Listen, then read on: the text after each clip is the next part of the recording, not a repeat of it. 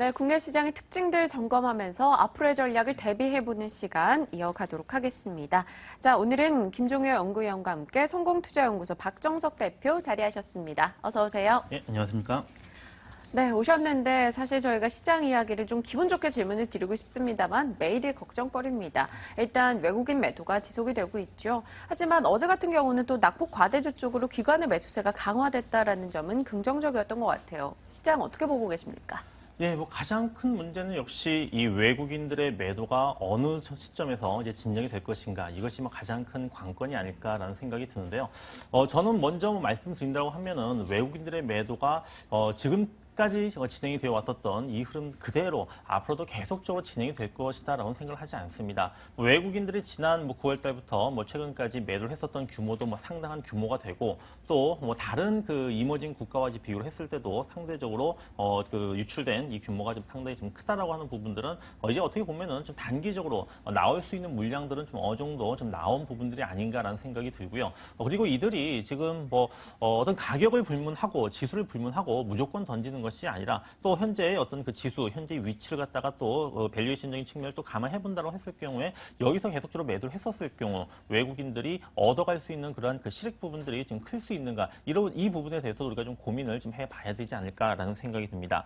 특히 이제 환율이라고 하는 부분들, 이제 달러의 어떤 강세라고 하는 부분들이 그동안 좀 지속이 되면서 외국인들의 매도 때문에 지금 우리 그 환율 시장 내에서도 이 원달러 환율이 이제 올라가는 흐름들이 만들어졌지만은 좀 전체적으로 이제 달러 강세도 좀 약간은 좀 주춤거리려고 하는 움직임들을 좀 보여주고 있기 때문에 국내 시장에서의 그 원달러 환율의 어떤 추이 부분들도 어느 정도는 진정되면서 그동안 이어져 왔었던 외국인 순매도에 의해서 환율이 올라가기 때문에 외국인들은 매도를 할 수밖에 없는 이러한 악순환 고리 부분들이 좀 어느 정도는 이제 좀 해소가 될 가능성이 높지 않을까라는 생각이 들고요. 그 다음에 이제 좀 주목을 봐야 되는 부분들은 최근에 이 외국인들이 던지는 이 물량들을 누가 받아주고 있는가? 바로 기관들이 지금 계속적으로 받아주고 있습니다. 기관들의 경우에는 이 1900선대 그 초반과 그 다음에 이제 2000선 위에서의 어떤 포지션이라고 하는 부분들은 확연하게 다를 수밖에 없는데, 지금 이 기관들 같은 경우에도 사실 이 개인 투자자들의 어떤 그 자금 유입을 통해 가지고 국내 시장에서 자금을 집행하는 부분들이거든요. 그러면 국내 이제 펀드 쪽이라든지 간접 상품을 통해서 좀 들어오는 이 개인들의 어떤 자금이라고 하는 부분들 같은 경우에도 과거의 어떤 경험상과 과거의 어떤 통계상 봤을 때는 1900선대 초반에서는 어떤 자금이 나가기보다는 유입될 가능성이 높고 실제 그런 유입되는 부분들이 최근에 기관들의 어떤 매수로 지금 연속적으로 이어지고 있는 부분들, 그리고 좀 정부의 어떤 강력한 어떤 증시 활성화 대책이라든지 경기 부양책의 어떤 일환으로서 연기금이라든지 이런 쪽에서 또 그 시장을 방어해주는 이러한 그 역할들까지 기대를 해볼 수가 있기 때문에 저는 기관들이 여기서 시장을 갖다가 추세 전환까지는 아니더라도 최소한 지수를 방어해주는 정도의 역할 정도는 충분히 할 수 있다라고 저는 보고 있습니다. 네, 그간은 외국인의 매도를 받아주는 주체가 부재했기 때문에 시장 흐름 자체가 정말 추풍 낙엽처럼 떨어졌었는데요. 이 부분 조금 이제는 기대해 볼 수 있다라고 이야기 주셨습니다. 김 의원님은 수급에 대한 생각이 어떤지 궁금합니다. 그리고 선물 쪽에서도 대규모 매수 매도가 반복되고 있는데 이 부분도 한번 짚어주시죠. 저는 박정석 대표와 생각이 약간 다른데요. 일단 외국인들이 우리 시장을 살 이유가 별로 없다라는 데 주목을 하셔야 될 것 같습니다. 실적 개선도 굉장히 답보적이고요. 정부 정책도 경제 정책도 오락가락하면서 방향을 제대로 잡지 못하고 있는 상황입니다. 우리 시장에 특별히 성장률이 높은 것도 아니고 배당을 많이 주는 것도 아니고 메리트가 별로 없다라는 거죠. 성장률 측면에서는 다른 이머징 마켓이 훨씬 매력적이고요. 플랜트를 비롯한 추가적인 이 제조업 쪽에서의 투자 이력도 다른 쪽에 더 높다라는 것을 고려해보면 또 후광통과 관련된 긍정적인 효과도 또 생각을 해보면 우리 입장에서는 조금 불리한 여건들이 많다라고 봐야 될 것 같고요. 외국인 장기 투자자 입장에서는 분명히 저평가 맞죠. 그래서 우리 시장 내로 유입될 가능성이 있겠습니다만 단기 투자자들이라든지 환율에 추종하는 투기 세력들의 움직임이 자금이 그렇게 생각보다 작지 않고 또 영국을 비롯한 금리를 올리려고 하는 국가에서 자금을 빼나가는 것이 거의 매달 지속되고 있는 상황이기 때문에 저는 외국인들의 매도가 잠시 주춤할 수는 있으나 이어질 가능성이 높다라고 보고 있고요.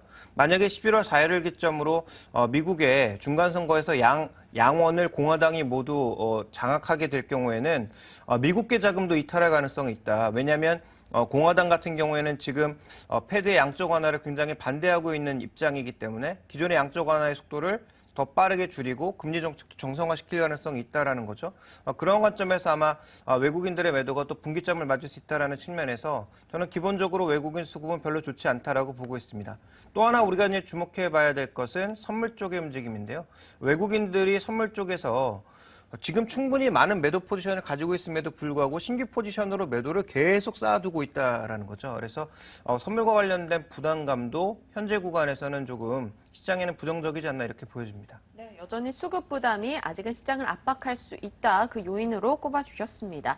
자, 박정석 대표의 이 종목 이야기들도 좀 들어보도록 할게요. 이 낙폭 과대주 쪽으로 기관의 매수세 어제 뭐 철강이나 석유화학 그리고 정유주 쪽으로 유입이 됐습니다. 이제 낙폭 과대주 쪽에 저희가 좀 담아봐도 되는 것인지 그 시각은 어떻게 정리할까요? 예, 저는 뭐 전체적인 뭐 지수는 네. 뭐 제가 이제 아까 말씀드렸던 대로 좀 어느 정도 이제 그 하락세라고 하는 부분이 진정될 수 있는 부분들인데 그렇다라고 해서 이 진정된 흐름 속에서 좀 강하게 상승 반전하는데 낙폭 과대 업종들 그 종목군들이 그 주역이 될 수 있을 것인가에 대해서는 좀 회의적입니다. 이제 그동안 이제 그 굉장히 많이 빠졌었죠. 뭐 철강, 조선, 화학 이러한 그 종목들 지금 보면은 굉장히 뭐 처참할 정도로 뭐 주가가 이제 올해 들어서 크게 지금 하락을 한 상태인데 자, 이들이 하락을 하는 과정 속에서는 이 공매 돌아가는 부분들이 분명히 좀 개입이 되었었을 거고요. 또 최근에 또 강하게 좀 반등을 주었다라고 하는 부분들 역시 마찬가지로 지금 공매도에 따른 어떤 쇼커버링 어떤 그 성격 속에서의 반등의 어떤 부분들이지 어떤 그 실적이 추세적으로 뭐 전환된다라든지 또는 어떤 강력한 뭐 신규 새로운 어떤 매우세가 좀 들어와서 지금 그 올라와 준 부분은 아니다라는 생각이 듭니다. 따라서 실적 모멘텀이 뒷받침된 상태에서 좀 접근을 해야 되는 부분들인데 지금 현재 어닝 시즌이 한창 진행이 되고 있는 상황 속에서 3분기 실적 부분들 발표 굉장히 이제 뭐 예상은 했지만은 실망스러운 어떤 실적 발표가 계속적으로 나올 것이다라는 이러한 어떤 불안감이라고 하는 부분들은 이들 종목들에게 지금 여전히 어떤 그 주가가 좀 바닥을 탈출하지 못하게 하는 어떤 그 요인으로 좀 작용할 가능성이 높다는 생각이 들고요. 뭐 굳이 이러한 그 좀 상황 속에서 낙폭 과대 종목들 중에서는 그래도 실적이라고 하는 부분이 뒷받침되는 종목 쪽에 우리가 초점을 맞춰봐야 되지 않겠는가라는 생각이 듭니다. 뭐 석유화학 종목군들 같은 경우 뭐 대부분 지금 우하향하고 있지만은 반대로 최근에 또 이제 우상향하는 종목들도 지금 분명히 있거든요. 대표적인 종목이 바로 대한유화가 있습니다. 대한유화 같은 경우에는 지금 다른 그 석유화학 주들하고는 다르게 3분기 그리고 4분기에 그래도 어닝 서프라이즈가 지금 기대가 되고 있는 부분들이 있기 때문에 분명히 지금 다른 석유화학주들과는 차별화된 지금 그 실적 모멘텀과 준 주가의 움직임을 보여줄 수 있는 만큼 지금 우리가 좀 굳이 좀 낙폭과대 종목들에 대해서 관심을 갖는다고 한다면 저는 좀 대한유화를 좀 관심 있게 보고 있습니다. 네, 낙폭 과대주가 시장의 리더가 된다라는 거에는 좀 물음표를 던져주셨지만 대한유화와 같이 실적 개선주에는 관심도 높여보자라는 이야기고요. 어제 하락했었던 통신주 이야기도 좀 들어보고 싶습니다. 정부 측에서 단말기 가격을 인하 추진한다라는 영향도 좀 있는 것 같고요. 상승에 따른 부담감도 반영이 되는 것 같습니다. 간략하게 한번 전략 짚어주신다면요. 예, 뭐 단통법이라고 하는 부분이 그 이동통신사에게 있어서 분명히 그 전체적인 그 실적에는 긍정적인 요인을 지금 미치는 부분들인데 다만 이제 최근에 이제 뭐 분리공시 제도와 같은 이러한 그 논란으로 인해 가지고 좀 주가가 지금 이 단통법이 좀 제대로 정착이 좀 되지 못한 부분들 이게 좀 주가에 좀 부정적인 영향을 미친다는 생각이 들고요. 또 전체적인 그 시장에 있어서 통신주들 같은 경우는 경기 방어주적인 성격을 갖습니다. 그러니까 지수가 좀 조정을 받을 때는 오히려 상대적으로 강한 모습을 보여주지만은 또 어제와 같이 또 반등 구간에 있어서는 좀 약간 어떻게 보면 매력도가 희석되는 이러한 그 부분들이 있거든요. 하지만 전체적으로 봤을 때는 뭐 시장이 아직은 뭐 본격적으로 올라가 준다라는 이런 흐름들보다는 좀 뭐 바닥을 다지는 정도의 흐름 속에서는 여전히 어떤 경기 방어주적인 성격을 갖는 통신주들에 대한 매력은 뭐 충분히 있다고 생각이 들기 때문에 최근에 지금 그 진행이 되고 있는 뭐 조정은 뭐 중장기적 관점에서 봤을 때는 여전히 저는 뭐 저점 매수의 기회로 좀 보고 있습니다. 네, 조정 시 오히려 매수할 기회로 보자. 긍정적인 시각인데요. 김 의원님 여기는 좀 동의하십니까? 네, 전반적으로 동의합니다. 저는 절대 수익률 측면에서는 여기서 좋은 수익률을 낼 거다라는 예상 못 하겠어요. 그러면 통신주 사라는 얘기는 절대 못 하겠고요. 다만 상대 수익률, 지수가 많이 빠지는데 덜 빠지긴 할 것이다 정도로 보고 있기 때문에 뭐 통신주에 대해서는 뭐 저는 저번에도 말씀드렸지만 SK텔레콤 기준으로 30만 원 이상 전혀 매력 없다라고 보고 있고요.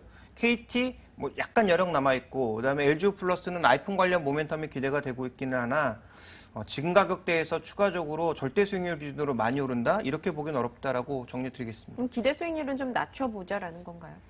많이 낮춰야 될 것 같습니다. 네, 알겠습니다.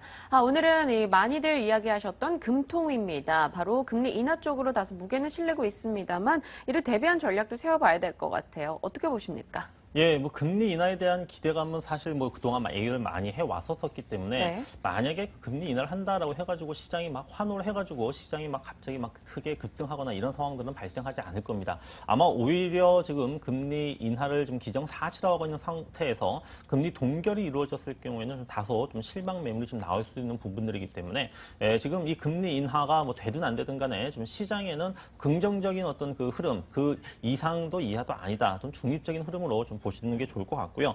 다만 이제 전체적인 뭐 지수의 어떤 흐름 속에서 1930선 이하에서는 시장이 어느 정도는 또 지지를 받고 단기적 관점에서도 1930선 이하에서는 단기 어떤 과매도 국면에 지금 진입을 하고 있기 때문에 여기서는 이제 그 매수 관점에서 접근하는 부분이 필요한데 다만 이제 어떤 종목들, 어떤 업종을 갖다가 이제 가지고 가야 될 것인가. 지속적으로 지금 현재 빠지고 있는 낙폭과대, 뭐 조선, 철강, 화학과 같은 이런 종목들을 살 것이냐, 아니면 그동안 그 주가의 어떤 시장을 이끌어 왔었던 뭐 화장품이라든지 이런 뭐 내수 소비재와 같은 이런 종목들이 최근에도 뭐 시장 때문에 한번 급격히 조정받았거든요. 이런 종목들을 갖다가 접근할 것인가를 봤을 때는 저는 이제 후자 쪽, 그러니까 우상향하고 있는 정배열 종목들 중에서 최근에 좀 단기간에 좀 급락을 해가지고 뭐 중장기 이동평균선과의 어떤 그 이격도가 많이 줄어든 이런 종목들을 좀 오히려 좀 조정을 이용해서 매수에 접근하는 그 하루로 보내야 되지 않을까라고 저는 보고 있습니다. 네, 알겠습니다. 그럼 박정석 대표의 저희가 관심주 마무리 지어보겠습니다. 어떤 종목 들고 오셨나요? 예, 저는 이제 바닥에서 이제 좀 서서히 좀 움직이려고 하는 좀 종목인데요. 바로 유진테크라고 하는 반도체 장비 업체입니다. 네. 유진테크 같은 경우에는 이제 뭐 최근에 뭐 다른 그 여타 반도체 장비주들과 마찬가지로 뭐 삼성전자가 이제 그 D램 쪽에 15조 원 뭐 투자를 한다라는 이런 소식 때문에 한번 강하게 움직여 주었다가 지금 눌림목 조정 부분들이 이루어지고 있는데 뭐 삼성전자의 이러한 그 대규모 이 D램 투자라고 하는 부분이 당장에 좀 실적에 지금 영향을 미치는 것은 아닙니다. 아직도 뭐 기간이 뭐 상당히 많이 남아 있고요. 다만 4분기부터 이제 뭐 삼성전자라든지 하이닉스 같은 경우에 또 기본적인 이 설비 투자 부분들이 지금 계획이 되어 있기 때문에 그동안 좀 부진했었던 그 실적 부분들이 4분기부터는 이제 좀 돌아설 것이다. 어닝 서프라이즈가 될 것이다라는 이런 전망 속에서 최근에 또 외국인들이 지금 계속적으로 지금 바닥권에서 매집을 좀 하고 있습니다. 그래서 그 효과를 봤을 때는 중장기적으로 현재의 그 가격대에서는 접근해도 좀 무리가 없지 않을까라고 좀 판단하고 있기 때문에 오늘의 관심주로 유진테크 한번 보도록 하겠습니다. 네, 박정석 대표의 오늘의 관심주 유진테크 꼽아봤습니다. 염두에 두고 대응하시길 바랍니다. 오늘 함께해 주셨죠? 말씀 고맙습니다. 예, 감사합니다.